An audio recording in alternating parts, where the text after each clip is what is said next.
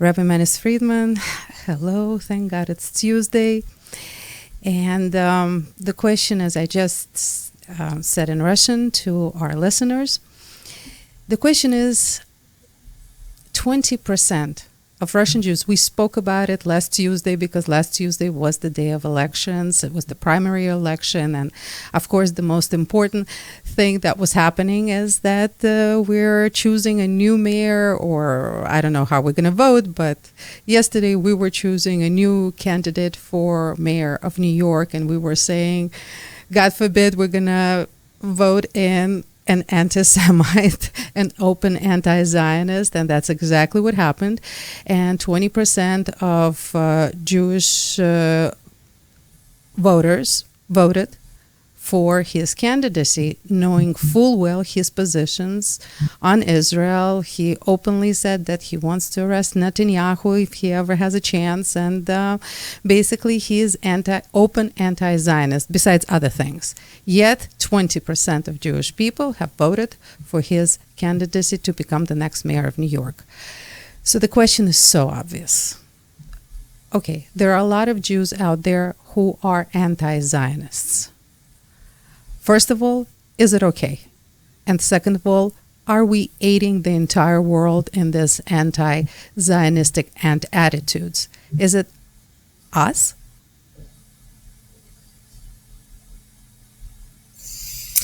Now, the comedian who says, democracy is a form of government that is of the people, by the people, and for the people. Which sounds very nice, but what if the people are idiots?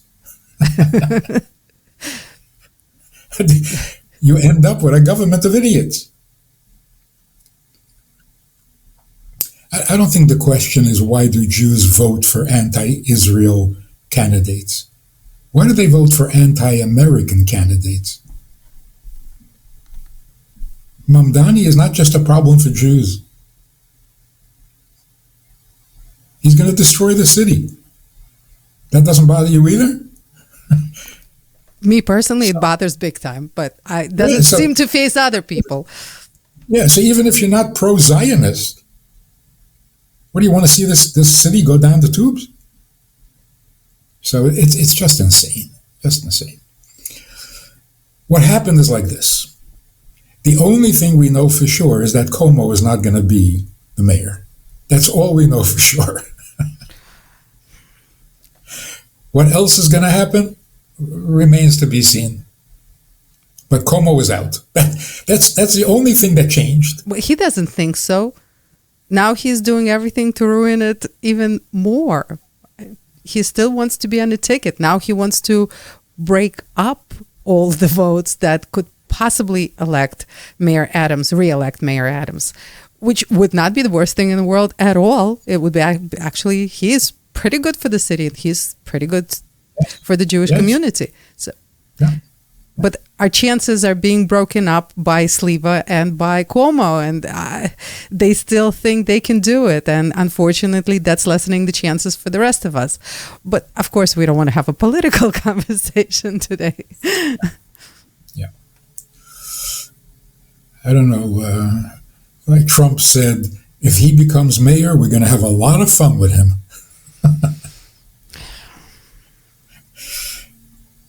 Anyway, we'll see. Obviously, we have to make sure that he doesn't get elected. Not for Israel, and not for Jews, for New York. But God works in mysterious ways. Yeah, we noticed that. Sometimes the mystery is awesome. But Mirza Hashem, he will not be the mayor. That's the objective. That's the vision. Maybe this is just a wake-up call to get that 20% back into thinking normal. It's really shocking. He says what he says openly. I'm going to destroy this city. Vote for me. And they vote for him. It's just nuts. This whole voting process is not without its flaws, especially when you let anybody and everybody vote. It's a bit crazy.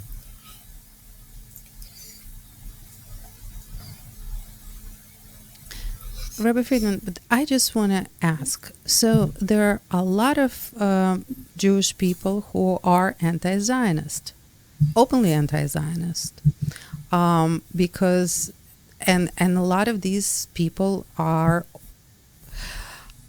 again, with an explanation, and hopefully we'll get that explanation now. And a lot of religious people are anti-Zionists. Actually, that's where the majority of anti-Zionists come from. Even though there is an explanation, and we hope to get this explanation from you right now, still, is that a good position to take? Is this a position that's, everything gets misconstrued this day and age. Everything is confusing. So the message that is being sent is confusing. And how can we expect the rest of the world to be pro-Israel when the confusion is why are some of our own people are anti-Zionists? Yes, it is confusing. And despite that confusion, the majority of the world is pro-Israel. And they wonder, what is it with the Jews? What is wrong with them? Now, pro-Zionist or anti-Zionist is purely a philosophical issue. No Jew is anti-Jew, except the crazies. So how can someone be pro-Jew and yet anti-Zionist? Because Zionism is just a philosophy. You can be against a philosophy without hating the people. So whether the state of Israel is a Zionist state or just a Jewish state, that's the issue. So if you say you're anti-Zionist, it doesn't mean you want the country destroyed. It means you don't see it as a Zionist invention. You see it as a Jewish country with Jews, which is more reliable and more true. So Zionism was invented in 1940, whatever, 1930. The state of Israel, the country of Israel, the Jewish people, the people of Israel, eternal. So anti-Zionist doesn't mean you're against Jews of Israel or even against Netanyahu. It means you don't think of Israel as a Zionist state, you think of it as a Jewish state. When anti-Zionism becomes anti-people, that's disturbed. That's twisted. It's like saying I'm anti-religion. So if you're anti-religion, you hate people who are religious? That's wicked.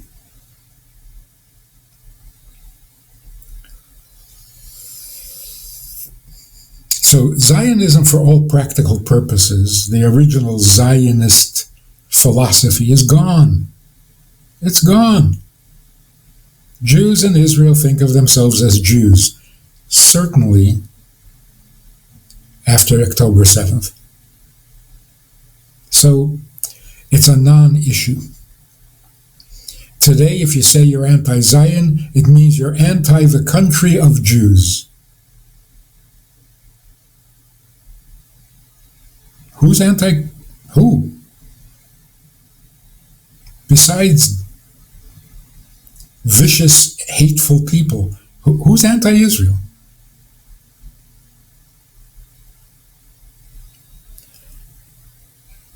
So it's amazing how, despite the confusion that we're creating, the world is not that confused. The sane world knows that Israel should finish the war, complete it completely eliminate the regime in Iran, turn Gaza into a Jewish city. Anyone with their head on straight, what's the question? What's the question? The fact that Jews themselves are not sure, that's very confusing. But it doesn't change the facts. The facts are Iran has to be defeated, and defeat means humiliated. Gaza has to become completely Jewish so that it's never again a threat. And any Arab who lives in Israel has to know that they're living in a Jewish state. If they're comfortable, they can stay. If not, they've got to go. It's as simple as 2 and 2 is 4. How can we be confused about that? It's ridiculous.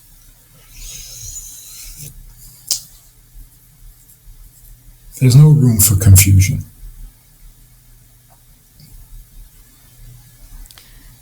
So it must come from the damage of 2,000 years of persecution. Because it's definitely damaged thinking. Afraid, terrified, what is the world going to say? They're going to hate us. You mean the people who hate us are going to hate us? It's very sad, very sad. But the end is going to be fantastically good. And many people are going to have to hide their faces in shame because how could you have been so wrong?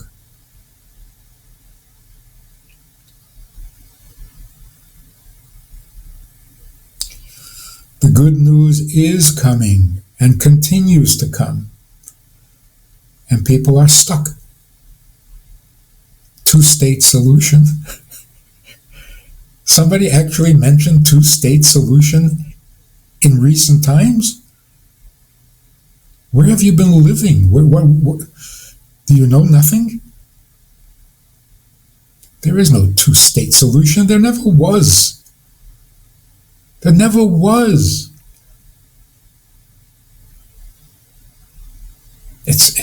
It's really sad. We're supposed to be the smart people in the world. Rabbi Friedman, I think the biggest problem is this confusion business. It's like, when is this confusion going to end? People are not educated enough, not knowledgeable enough, because I really doubt that 20% of the Jewish people who voted for Mamdani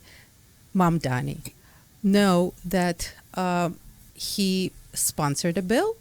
He sponsored a bill to fine any Jewish organization up to $1 million if they in any way support or give aid to Samaria Judea.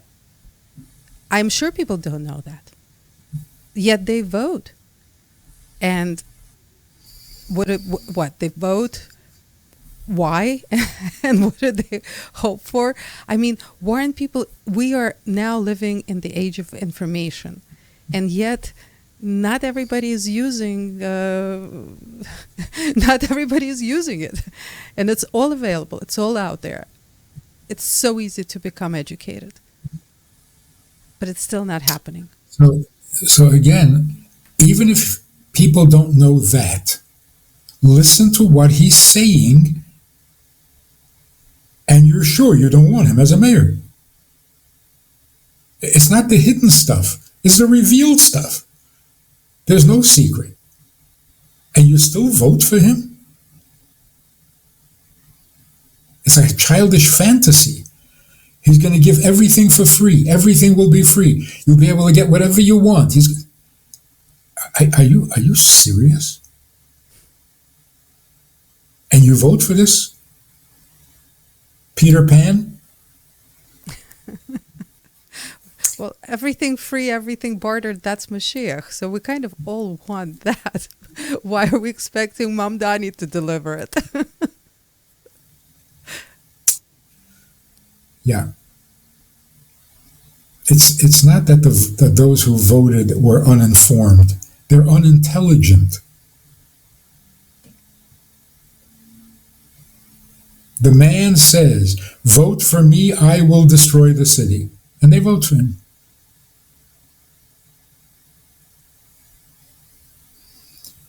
That is the fatal flaw of one person, one vote.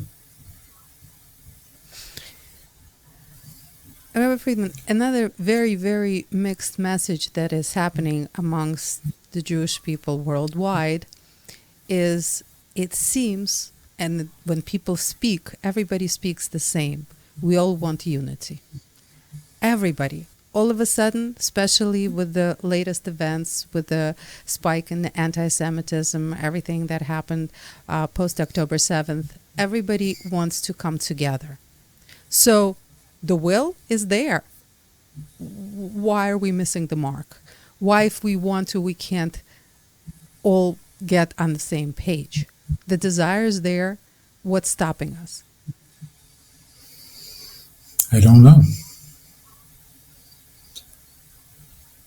The question is, what's stopping us or who is stopping us? I don't know.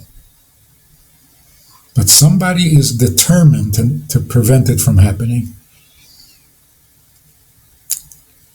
But it will happen. It will happen. And it may have to come from the non-Jewish world.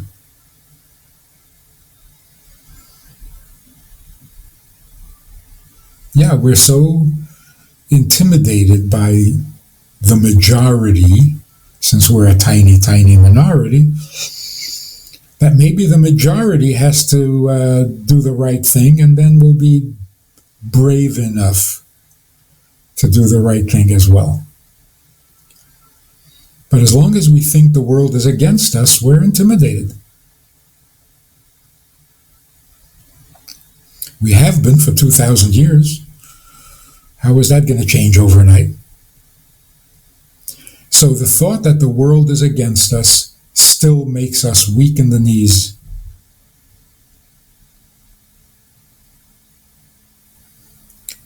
And with the world sounding so anti-Israel, Israel is weak in the knees. Despite all the heroics. When it comes down to the final decision, they buckle.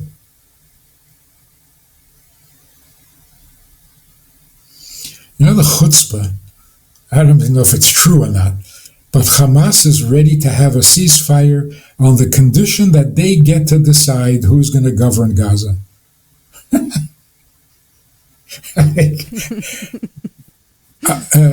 You're making conditions? You're the kidnapper, and you're making conditions that we should work with you? This is so absurd. See, when we're not winning, if they still have the chutzpah to say, we'll call the shots, you haven't won.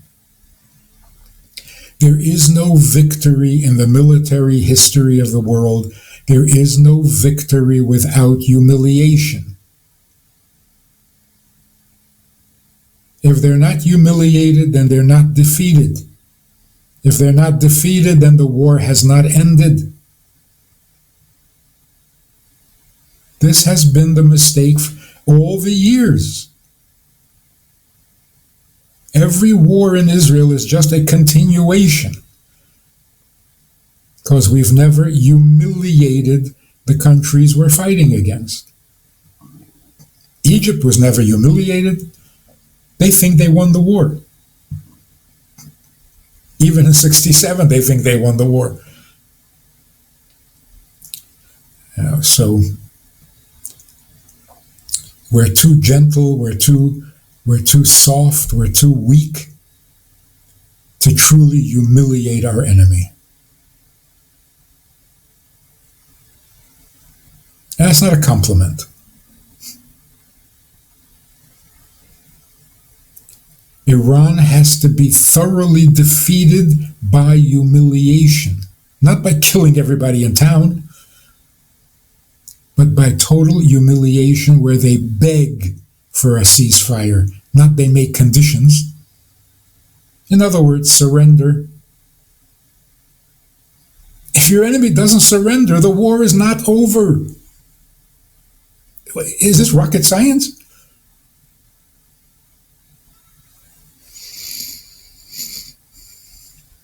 It will happen, even if it has to happen despite us.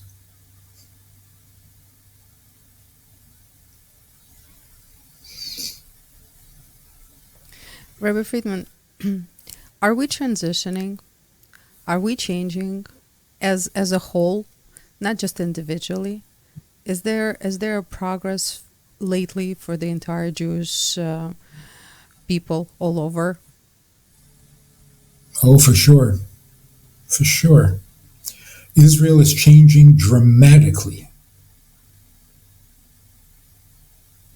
Like in Israel, no one talks about Zionism. It's only anti-Semites that talk about Zionism. In Israel, the talk is only godliness, Judaism, miracles. It has become a totally sacred conversation. When I say religious, it's all about godliness and holiness, and it's a different country. Except for that handful of damaged individuals who unfortunately make decisions in the government. But the people will win, and I think I mentioned this, that 3 years ago, maybe 4 years ago, in Washington, there was a conversation about the change in Israel. That Israel has suddenly become more right-wing, and that the secular singers are all singing biblical songs. They noticed it in Washington. That was 4 years ago.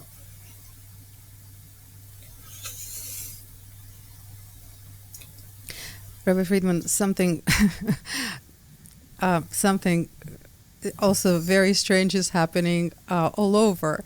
You know, the famous political commentator, and he has a huge, long political history, Mark Levine.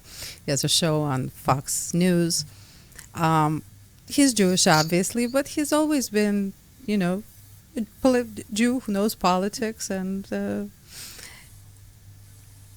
few days ago, during his show, he puts on a prayer from a synagogue where Netanyahu was present, obviously. And it was a beautiful prayer. It was really, really heartfelt.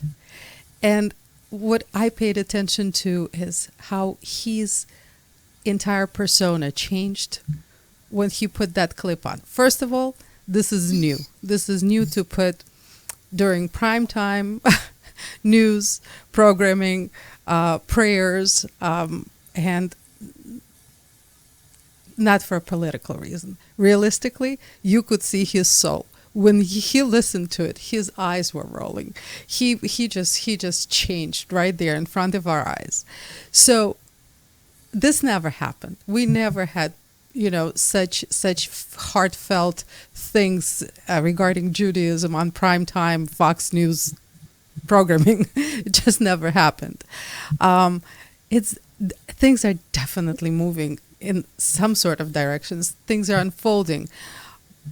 And if you listen to the news, every rabbi out there saying prophecies are coming to life like in front of our eyes. But at the same time, it's very, very strange to see that happening, and yet we're still dealing with the same things. What's true, what's not true? Is global warming true? Should we vaccinate our children?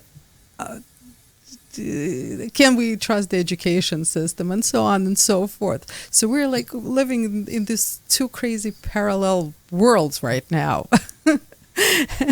and it seems like we need to tip the scale, push things along as much as possible.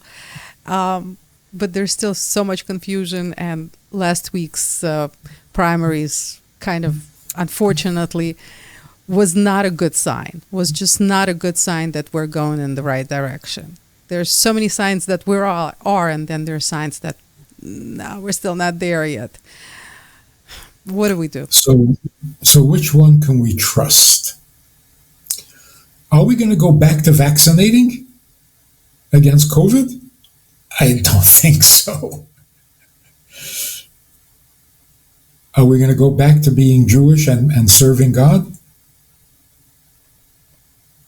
Inevitably, yes. So the competition is not very impressive anymore. These are your choices. It's a pretty simple choice. Are you going to go with Judaism or you go with Mamdani? Come on. Duh, what should I do? Is that the choice these days? That's pretty much what it comes down to. Yeah. The evil is losing rapidly.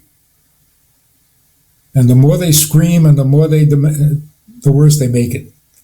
Because they're making fools of themselves. But definitely godliness is replacing secularism. There's no attraction anymore to secularism. It offers nothing. It's completely bankrupt. So the choices are becoming so much easier. Ideally, there should be no choice. Like, what are you even asking? What are you asking? Should we vote for somebody who wants to kill us? Maybe not.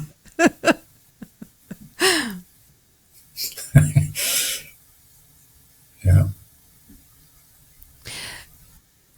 It is like standing with one foot in truth and one foot in falsehood. Just move one foot. Which one should I move?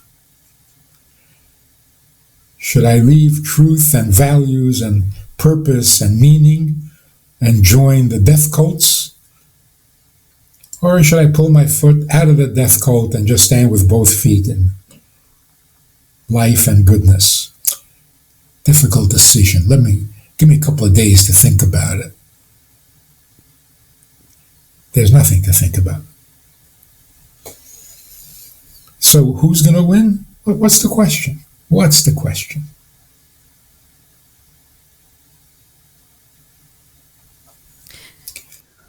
So communism failed, democracy is failing, secularism is failing, higher education is failing, science is a disaster, medicine is a disaster. What's left? Go back to vaccinating. Come on. Yeah. Rabbi Friedman, but at the same time, I cannot help, because we spoke about it exactly a week ago. We're like, this is a test. This is going to be a test of where we're at. Intellectually, spiritually, morally. This is a test. And we kind of failed that test right now. We kind of failed that test. I mean, if we're looking at the current facts, not the truth, but the facts. So we did fail. And unfortunately, it brings up a certain emotion in those who are on a different side, and that emotion is fear. It's fear that immorality still kind of has the upper hand if we go by the test that we had last week. So how do we handle this still? Unfortunately, people are fearful. People are fearful of what can happen if, okay, this was a practice test, but we have another serious test coming up in November, which is going to decide our reality for the next 4 years. So there's fear. There is, but let's speculate.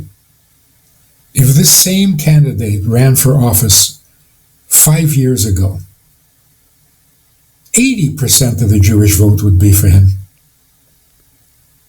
Oh, yeah. Now it's only 20%. That's not a very comforting thought, but it is something. So the changes are very real, and it's moving in the right direction. We should encourage Jews to listen to Mamdani. Listen to him. Pay attention, and you will never vote for him. Just demonizing him is not enough. Say, don't listen to him. Don't listen. No. Listen to him. Listen to every word he says. And he will convince you not to vote for him. Rabbi Friedman, I have to ask, why do you think that 5 years ago 80% of the Jewish voters would vote for him? Why? 80% were anti-Trump. 80% were Democrat. 80% were anti-Zion. No, I'm speculating. I don't know. But it seems like it would have been a lot more than 20%.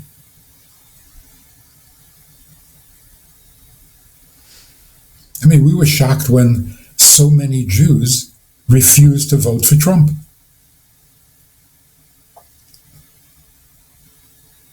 After he moved the embassy to Yerushalayim, he gave the Golan Heights to the Jews.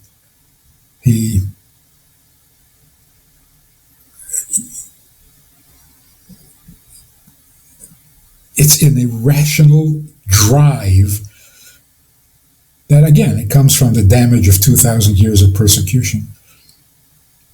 That you're so desperate to appeal to the goodness or to the friendship of people who hate your guts. And you keep begging and begging and begging like pathetic. Yeah, but it's become so much better. Am Yisrael Chai? Did any Jews ever sing that in the streets before? Other than religious Jews? So there's a lot to be hopeful for. And being hopeful itself is hopeful.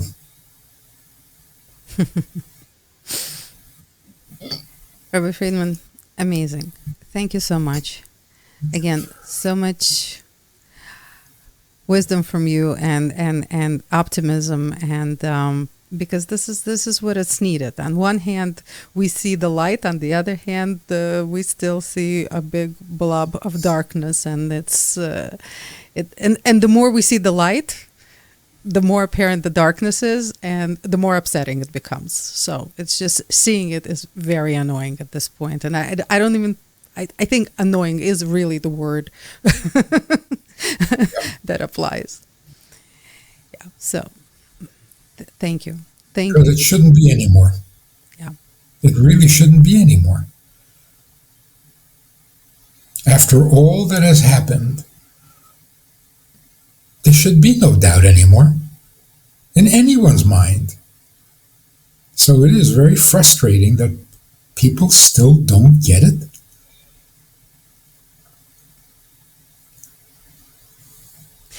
Mamdani is not hiding anything.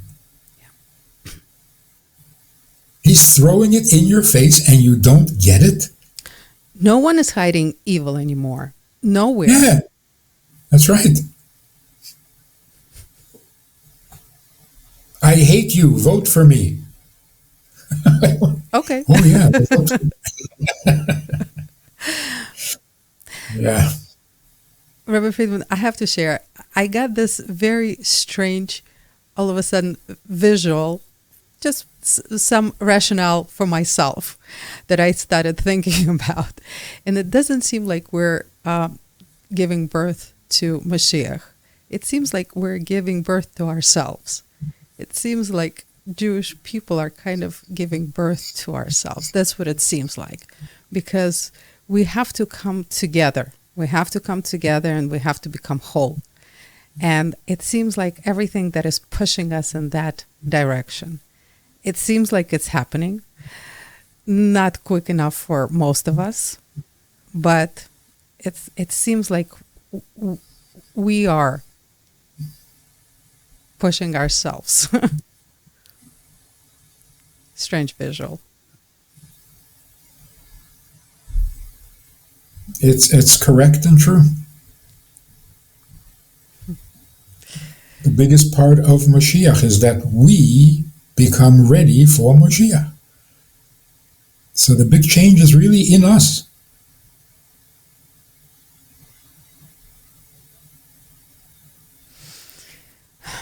Hopefully everyone... That's good news. That's good news. Yeah, hopefully it's just the process gets sped up a lot. We need better traction. Rabbi Friedman, thank you so much. This was amazing, very insightful, this clarity is essential right now. I think it's like one of the most important things that we need, and to have this clarity, positivity, and optimism about what is happening. And thank you for giving it to us, and thank you for giving it to the entire world. You're definitely a blessing that Hashem has sent our generation. So thank you so much. We really, really appreciate this time that you allocate for us, and I hope everybody pays attention to everything you're saying, because you've been very clear always, and not just clear. It's everyone says the same thing. Whenever Rabbi Friedman speaks, we understand, and I think that's essential for us to get this clarity. Being hopeful doesn't mean you don't have to go out of your way to make things better. We have to vote him out. Of course, he's not going to win, and he's not going to...